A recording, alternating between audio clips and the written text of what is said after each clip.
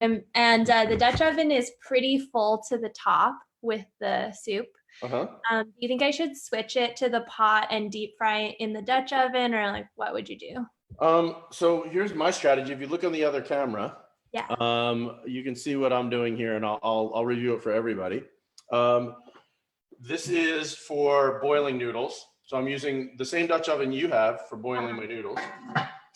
This is my deep frying pot, much smaller. You don't need a large one. Okay. And then my soup is in here. Here's the thing.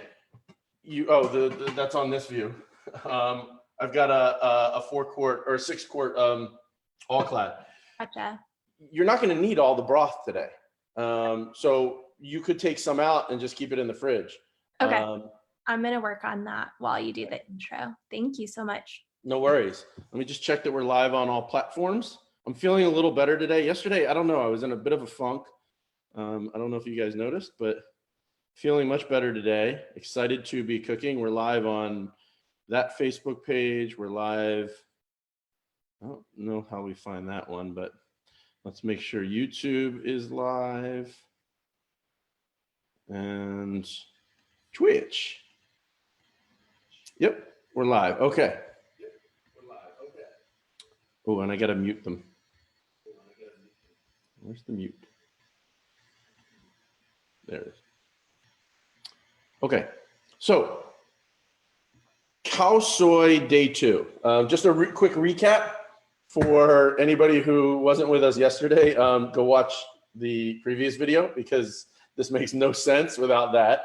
We are finishing off day 2 of our Khao Soi, the Thai noodle soup. Yesterday, what you guys did was to make a curry powder, which ultimately got made into a curry paste, which ultimately got made into a curry. And what you should have now, last night we cooked it for about 3 hours, and we were to strain it if we wanted to strain it or keep it. I had a lot of fibrous stuff that came out, including chili pepper rinds and lemongrass and ginger and galangal.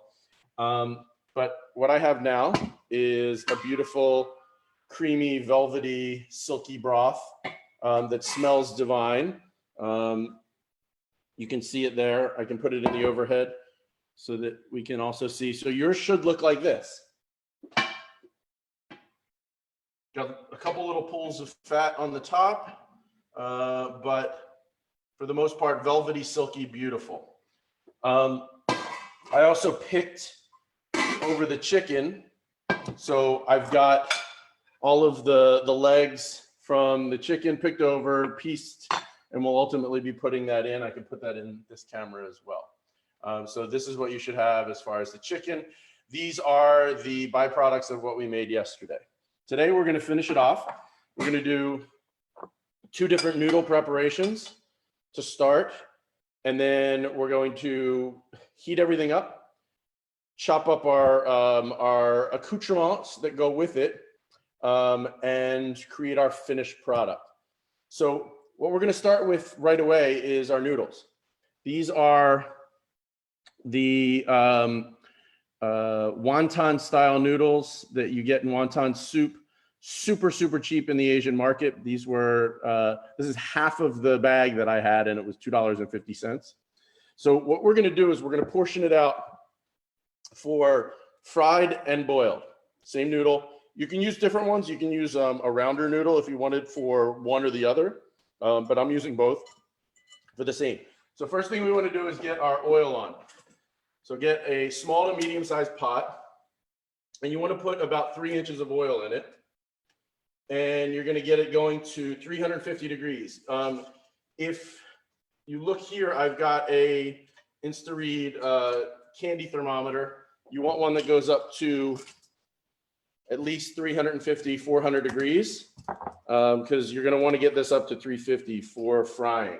So if you don't have it, well, you're going to have to eyeball it. It might be a little difficult, but everybody should have one of those in their kitchens. If you don't, get one. Very cheap. So about 3 inches of oil, and then I'm going to kick this up to high heat. And when it hits 350, we're going to fry. So in the meantime, once you get that oil going, we're going to portion out some noodle portions for frying. So these things puff up pretty well when you deep fry noodles. I would say that this is about a good portion right there. Let me weigh it so you guys have a good sense. But a small handful is more than enough for a fairly large bowl full. This is going to sit on top fried. I've got 30 grams of noodles. So ish, and that's a fairly large portion. I've got big bowls. That's what she said. I laughed. I was laughing. So I'm using this bowl. So I want it to give a nice topping to it. I want there to be substance. I like the crunchy noodles in my Khao Soi. So what you're going to do is portion off as many as you want to fry off. I highly recommend doing your leftover amounts now because it's a pain in the ass to fry them later, and these will keep for a couple of days. Just don't put them with too much moisture around. You can keep them in, when I transport these, when I travel, I always put them in like a cardboard box or something. You put them in a paper bag. You can put them in a plastic container without a lid on it for the first day, and then put a lid on it to keep it a little bit longer. Just don't let moisture build up. So I'm going to make about 12 portions of this because that's about how many portions of soup, if not more, this will produce. And like I said, better fry them now than later. Okay. You're going to want to have some sort of a good spatula handy too, a slotted spoon or something that you'll be able to pull them out of. Oh, you know what? Let me get the Facebook chat on because I know there's some people cooking along on Facebook, and I want to make sure that I've got comments handy. So give me a sec, peoples. I'll pull up both Facebook pages. Okay, live. Where's my live?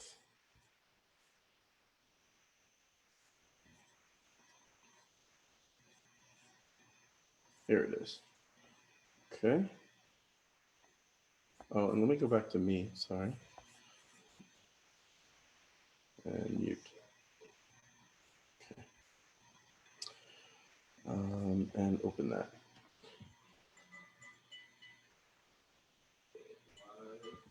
Oops. Okay, we're on there for comments. So if anybody's watching on Facebook and they want to comment, I am here. And I'm also going to open up the one on the Manscaped Architect page. Man, this is complicated stuff. Okay. You're doing a great job, Adam. Hey, thank you. Appreciate it.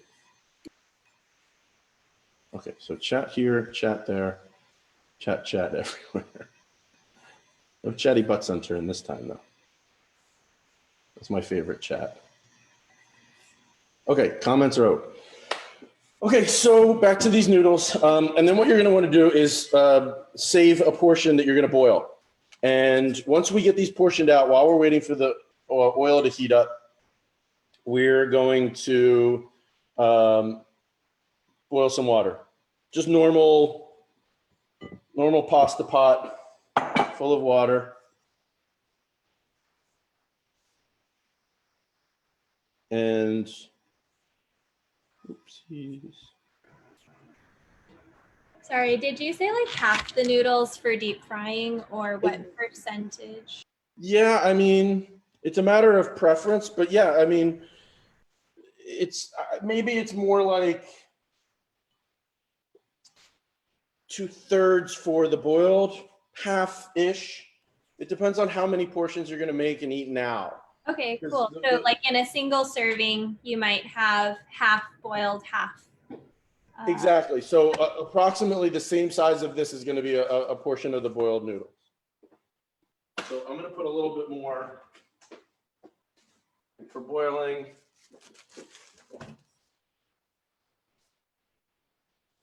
And It seems like we might have an issue with that. Okay, whatever.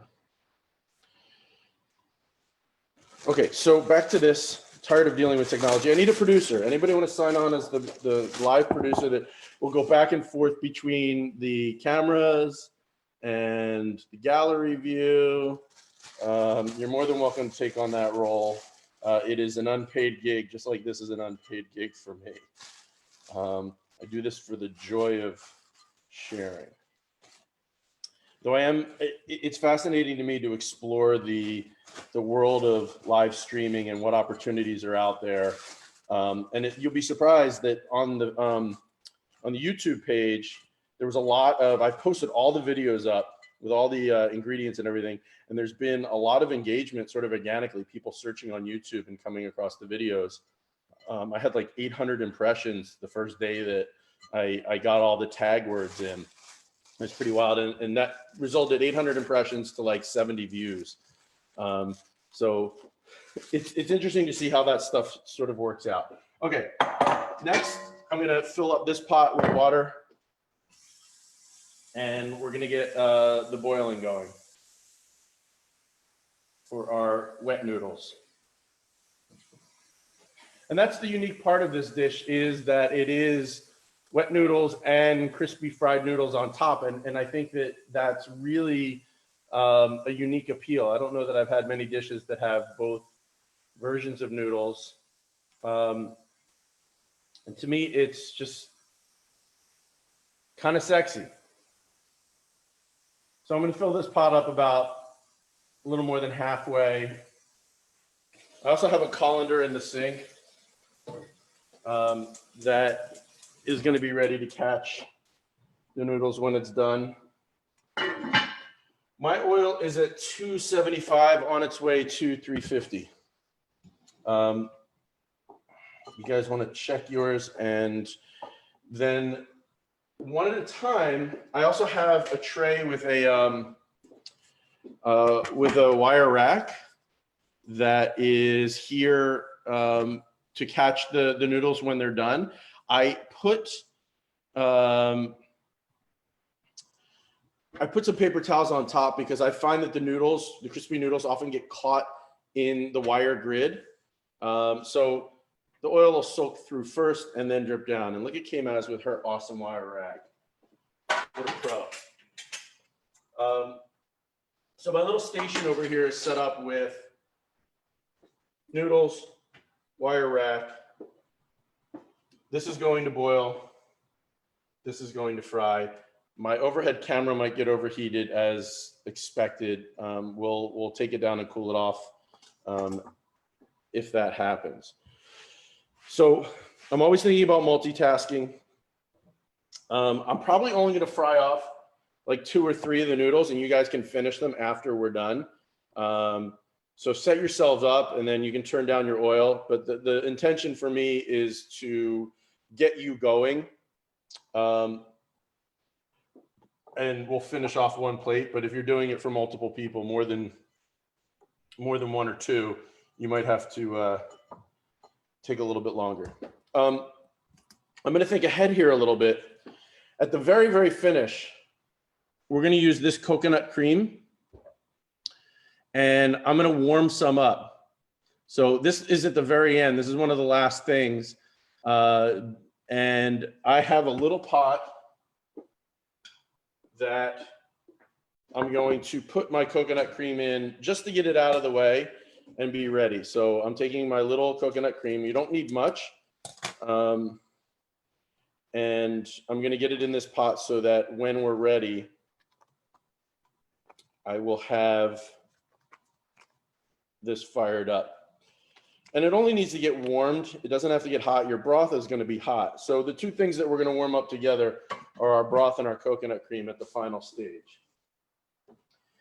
And when I start thinking about assembling, the process is going to be, I'm going to heat up my curry. I'm going to heat up my coconut cream. I'm going to have my boiled noodles in a colander, drained and hot and ready to go. I'm going to have my crispy noodles done and out of the way. You can do those a day in advance. I'm going to have all of my sides prepped. So it's going to go noodles and chicken in the bowl, broth on them, excuse me, noodles, chicken in the bowl, a little bit of the coconut cream, the broth on that, and then a crispy noodle nest on top. And that's how it's served. And then I use these little side bowls, and we'll have chopped shallots, we'll have key limes for squeezing, just a jar of fish sauce. You can put a little bowl out for your roasted chili paste, and then the pickled mustard greens chopped up. And those are your accoutrements, and then everybody self-seasons. So you get the bowl out there, and you're serving, once again, your bowl is gonna have wet noodles, curry, coconut cream, the curry, chicken, and then the crispy noodles on top. So I'm at 350, so I'm gonna turn this down, and I'm gonna start frying. If you watch the overhead, let me set it up, you guys will see these things will puff up and crisp really quickly.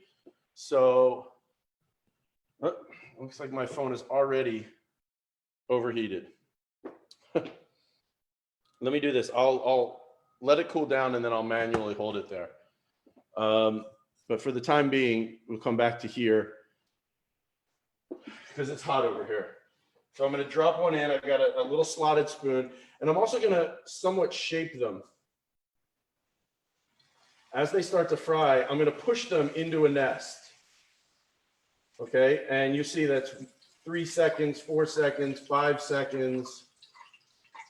They're almost done. You want them to get about golden brown. So I'm going to push them under a little bit. I would say that in total, you're looking between 15 to 25 seconds, and that's done. Okay, and it should be lightly golden. Could you say that again? I think that was Alexa talking to me. All right, let's see if I get this back so that I can. No, it's still.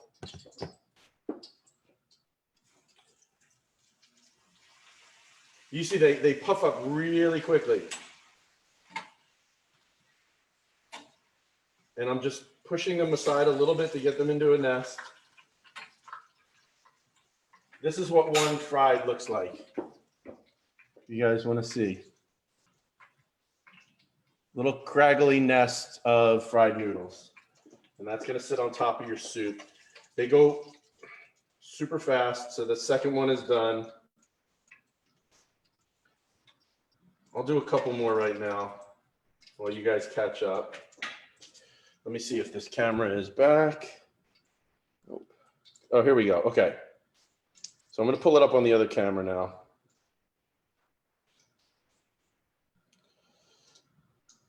And let's go ahead and show you guys. All right, I'm back.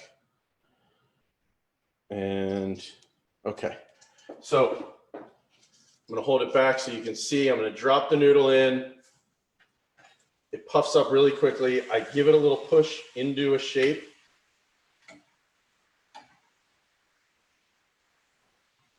And it is almost done. Give it a little bit of golden color.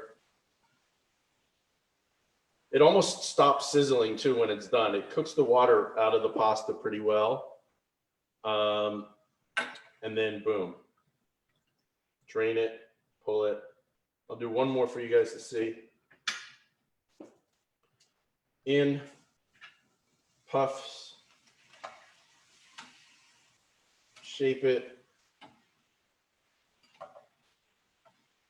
And a lot of this depends on the size of your bowl that you're, ultimately presenting it in. You want to get a nice little noodle nest on top of your bowl. So I'm going to pull this now that I've got a good number of noodles. I'm going to turn this off. I'm going to move that. I'll fry the rest of these later. I'm just going to put this down, keep it in a cool spot, and we can always come back to it. I'm going to move my water over to a hotter burner so that I can get the noodles boiling faster. And then I'm going to put my curry on the other burner.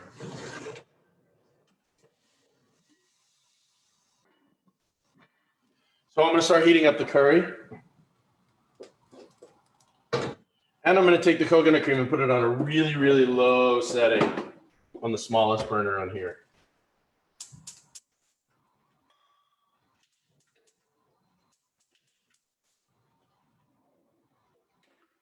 And that's all heating and super duper. And I'm going to move over to prepping my my accoutrements. So I'm going to put these out. And I've got pickled greens, pickled mustard greens. The lime's super easy. You're going to want people to pinch their own limes. So I take it with the stem sides to the sides, and I cut right down the middle. Let me go back to the other camera view. I don't know that. Alexa seems to want to get involved in this. So I'm holding the stems, the top and the bottom right here, and I cut it this way. That way you get a full squeeze from that, and that's the way I serve them. But these are key limes. If you don't have key limes, if you have regular limes, then just quarter them. Cut them in half and then cut them into wedges. Key limes, much more, much smaller, much more compact. So I'm not going to cut all of these because I'm a small crew. Judah is over the moon that I am making Khao Soi, though, because he loves it, and I will be sharing it with him. Shallots, we're going to do a nice little chop on the shallots, like you would normally do for some sort of a saute. The shallots are going to be eaten whole, you know, the pieces, the size of the pieces in your soup. So think about the size of a piece of shallot that you would want to be crunching on. It's a pretty intense little kick in your mouth while you're eating your soup, but it's part of the experience. It all kind of comes together. I do think that, except for cilantro, which I loathe, I brought it in here just for visual effect for you guys, but I'm one of those anti-cilantro people. I can't eat it. But all of the details here, the balance of the umami from the fish sauce, the spiciness from the chilies, the sourness of the pickled mustard greens, and the crunchiness, and then the acidic hit from the lime juice. All of that comes together to elevate this dish. If you make it without these things, you're missing out on a big part of the experience. It's also fun when you have a dinner party to lay all these things out and everybody's passing them around and talking about what they're putting in, how spicy they're making it. I think it's a great part of the experience. And I've hosted, I want to say I've done 20 or so Khao Soi dinner nights in my time. Many of you have attended. And I think it's one of the most fun parties that I do. I think that's why some of you are cooking along. So that's what I'm going to do for the shallots there, and I'm going to chop these guys up. I do it the same way I've done an onion. If you guys have watched how I do an onion, I leave the stem end on. So I've already sliced this way, right? The stem end holds it together. So I cut the shallot in half, and then I just chop down, and I'll get the size bits that I want. If you guys want to watch, I'll hold the camera. I'll hold this camera. Let's see if I can prop it up so you can see my cutting board. Let's just give me a second to figure this out. Oh, you know what? I've got something.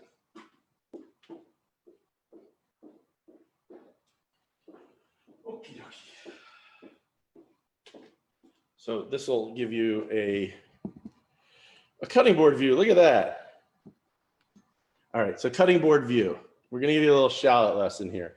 So let's start at the beginning. Amazing. I love it. Let's start at the beginning. These are small shallots, right?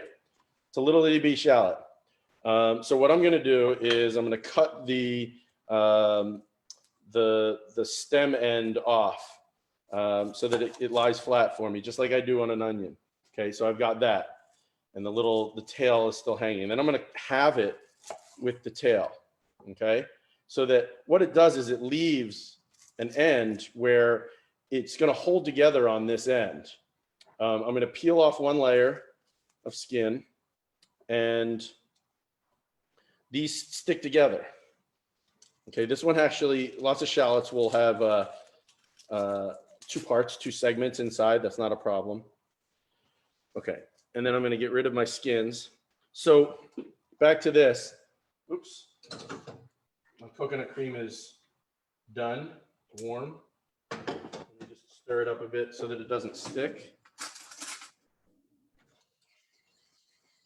Perfect. I'm gonna put this off to the side. Checking on my boiling water really quickly before I get back to the shallot. Okay, that's almost ready to boil. And then our curry seeding. Okay, so what I did here was I took the stem end where it holds it together. So this end of it holds it to actually tight together. I can pick it up, and then I slice down away from it like that so that it creates segments. And then I can come in like this, and I can get the size dice that I want. And then the stem end still holds together here. So you see how that, and I just pull that away. So then I've got a fine dice at the level that I want it. I'll do it one more time for you guys to see. So this one I'll actually cut. So it's held together by the stem. I go away from it like this and make little chops down and then turn it, and it gets me my dice right to the stem, and then throw that away. So perfect little chops. Everybody got that? Happy with that? All right, I'm gonna do a few more, and then we'll get into the mustard greens. The mustard greens, it's a weird thing. I had never seen mustard greens anywhere except for, you know, associated with this dish. I don't know if it's used in other elements of Thai cooking, but I've never come across it in anything else. It'd be interesting to see if anybody has any other uses for it. I only get it for this, and I had forgotten it, and thanks to Sarah, who went and was at the Asian grocer today and picked some up for me. So I'm plowing through these shallots. I usually often make too much, and a great thing you can do with the shallots, if you've made too many, you know, it's nice to have a nice bowl full of them out and let people use as much as they'd like, and then not have to chop in the middle of the night. If you have too many, at the end of the night, take them in quite a bit of oil and saute them slowly and long until they turn brown into crunchy shallot bits, and then put them in the fridge. And you can add those to all sorts of things. You can put them on salads. You can put them in an omelet. You can toss them in pasta. It's fantastic to have shallots, crispy shallots lying around for many purposes. So don't be afraid to make some extra. I can't say the same for the pickled mustard greens. It's not the type of thing that I've tossed into an omelet. Maybe you could. I mean, on the matzo ball soup, Nika put salt and pepper on the parsnip and turnip and made a meal out of it after she clarified her soup. So by all means, have at it. Okay, so I'm done with this, and then I'm going to get onto the mustard greens. I want to check on everything see how we're doing with our little boiling things. This will come together, as many of the dishes do here. It'll come together pretty quickly once we get all the elements together. Okay, so there's my shallots. Pickled mustard greens, you have to be careful here because they come packaged with in liquid. So you want to do it over the sink, get the liquid out of it. And then I typically will remove some of the denser, greener parts. The parts that I really like are these solid, firm stems right here. So once again, if you want to look at the, hey Robert, if you want to look at the overhead camera, this stuff, not as appealing, the wilted, withered stuff, this is the good stuff right here. So that is as much of that you can get. That's the stuff that I prefer. You don't have to waste the other stuff. You can certainly use it, but this is where you get the crunch in. And I go, you know, pretty fine little chop. I would say a dice is the best way to describe how I do the pickled mustard greens. It smells very pickly. Bit of a vinegar vibe going on. And really adds a lot to the dish. And I'm sorry that I did not remember to put that in the ingredient list. I need to update that for future participants. Okay, and there's our pickled mustard greens. So I have all of the accents here now. And these would just go on the table with your finished product. So the three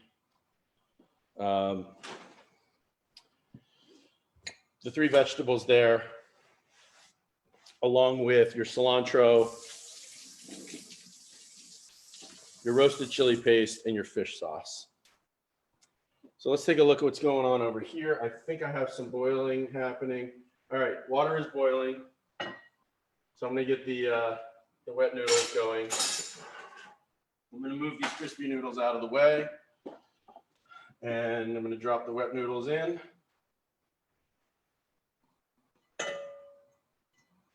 It don't take very long. It's fresh pasta.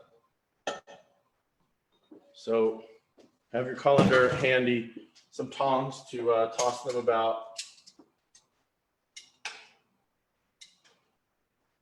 It's a pretty alkaline noodle, so it has a bit of a chewiness to it. That's intentional. It's quite nice. And my curry is just starting to bubble up. So I've got coconut milk that's warm. My noodles are almost done. And then we're gonna prep ourselves for final plating. How's everybody doing? Are you guys keeping up with me? I know this is going pretty quick today. But we should have had, you know, the bulk of it done yesterday. So I just wanna make sure that I'm not killing you guys here. Yeah, doing all right, K-pop? And Amish? Sarah K. Matheson O'Neill, you have a question? I do. Chicken, are we throwing that back in the broth to heat it up? If you want, I usually just put it in the bowl because the broth is hot enough to warm up the chicken, but you could do it either way. Okay, cool. And what you want with the chicken, so I pulled it off, and just like the matzo ball soup, you want pieces that are about yay big, bite size. So, you know, break up your chicken and sure, toss it in your soup. The reason I don't toss it in the soup, I usually let it come to room temperature before I serve, and then it'll pick up the heat of the soup itself. And the reason that I don't is because I like to portion it out, and it's harder to portion when it's in the soup. I want to make sure everybody gets a nice hit of the chicken. So when I'm serving it and I'm doing, you know, 10, 15, 20 portions, I lay the bowls out and then I just portion the chicken out more equitably than if I were trying to get it from a cauldron of soup with a ladle. That make sense? Yep. Okay. All right, noodles are probably done now. Yes, definitely done. So I'm going to toss those into my colander. Turn this off. You don't have to put salt in your water for these because the broth is pretty salty. So I don't think that it's absolutely necessary.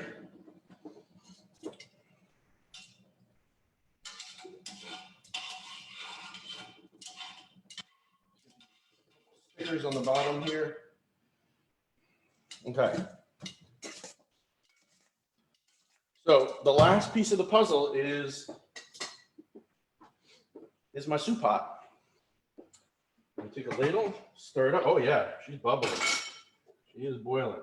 So my curry is super hot. So I'm ready to plate. So I'm gonna make a bowl of Khao Soi. I'm gonna put a little accoutrements on it for photographs. Let's see, can you see that there? Yeah. Okay, so here's my bowl. I'm gonna start by putting some of the wet noodles.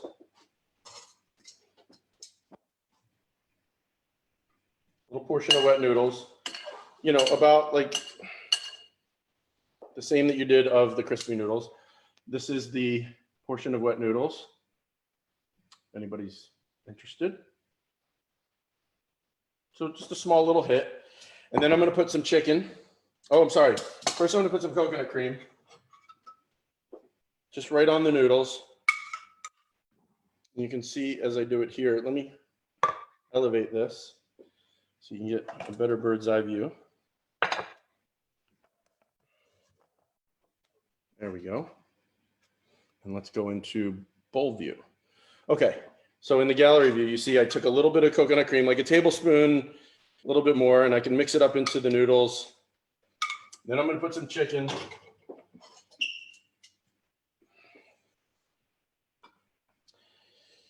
Right in there. And then I'm gonna ladle some of my broth. Oh, it's so good.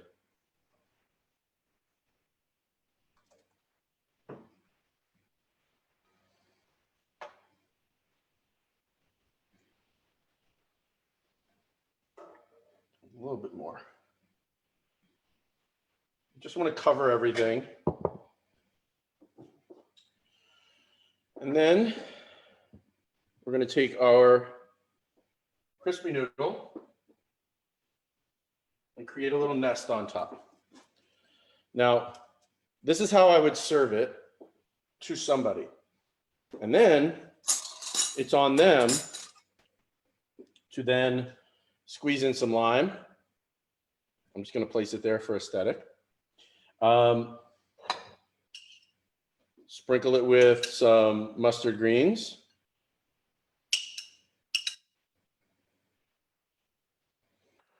Have at it with some raw shallots. Be a little bit of a kick in your mouth with all of this, but lovely color.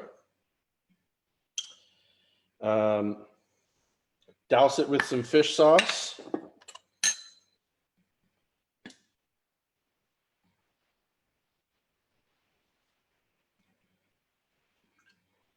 And then at last, hit it with some of this lovely roasted chili paste.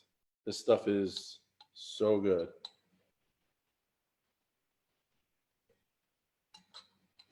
And then for those of you who are fans of the cilantro, of course, your dish needs cilantro. I have that soap, Gene. It just tastes like soap to me. And it troubles me because as a person who's so into food, it is one of those great things that I miss out on. So that actually was pretty easy. One of our shorter sessions, and we have a finished Khao Soi. Does anybody else have finished Khao Soi at this point? Or did I go super fast? I'm deep frying my tofu. I'm waiting. So here is the finished bowl of Khao Soi. Chili paste, cilantro, That is mustard beautiful. greens, Mm. lime. That's what we're looking for there. And when people eat it, they mix it all up. Every bowl or every spoonful is another lovely bite of awesomeness and deliciousness. Does that look like is anybody close to getting that at this point? Yeah, I want to see some finished products. Seems like Kylie is going to be the first. And there's a little perspective view.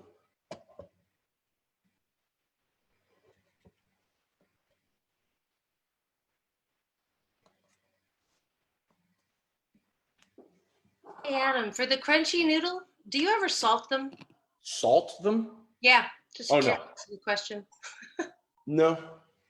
Okay. No, the whole thing is pretty salty. Particularly, you'll see from the curry broth has, with all of those aromatics, definitely has a salty vibe to it. So that's it. That's Khao Soi. It's a lot of work. You guys powered through it pretty awesome. Any questions? Any concerns? Thanks so much for teaching this. I think yesterday you mentioned that if we had any cashews, we could deep fry them. Do you have any other favorite things to do with the rest of the oil? So it's hard to save the oil if you do the cashews. So this oil is still fairly fresh. What I would do is I would strain it and probably use it again. But the cashews are definitely the thing. Also, shrimp chips. So, you know, you can get them, the Komodo brand are the ones that I like. Those are the three things that I often do with this same oil. And by the end of that, they're pretty beat. After the cashews, there's a lot of particulate that gets into the oil and sinks to the bottom. So you wind up having this heavy paste. So if I'm putting it out there to use the oil as much as possible, I would say shrimp chips. I'd probably fry those first and then throw in the noodles and then finish off with the cashews and then toss the oil. Cool, thank you. No worries. So that's it. I have on Monday, we're going to be doing a ricotta gnocchi with Marcella Hazan's number 10 sauce, the butter sauce, the famous Marcella Hazan sauce, and a radicchio salad. These are just things that people have requested that I do that are easy. It's a really good, simple dinner party or family dinner night. And then on Friday of next week, my birthday's on Thursday, so I will not be cooking on Thursday. But Friday next week, we're doing pork dumplings. So excited. Woo! Yeah, the pork dumplings. It's a pork and cabbage dumpling that I've done a bunch. It's just such an easy and fun crowd-pleasing thing. So we'll do that. And then the following week, I have Brussels sprouts two ways. I make a raw Brussels sprout salad that I learned, I sort of poached from a restaurant in LA called Scopa. Antonio LaFaso is the chef, and she's just awesome and makes the most fantastic raw Brussels sprout salad with pecorino and grapes and almonds. So we'll do that, and also fried Brussels chips with a little lemon and sea salt. Two very easy and lovely things. And then lastly, the following Friday, I am going to teach, last summer, I took a course in Bologna on how to make tortellini, legitimate tortellini with a mortadella filling. So we're going to do tortellini. And I think I'm going to add to that as a little surprise, maybe do it on day 2, do a 2-day thing, do tortellini one day, and then do bolognese, because there's been a lot of requests for bolognese. And I think it looks like by your reactions, that would be a crowd pleaser. So that's the schedule. Have a great weekend, everybody. Enjoy your Khao Soi. Thank you so much. Happy Friday. Happy Friday. Enjoy your soup, everybody.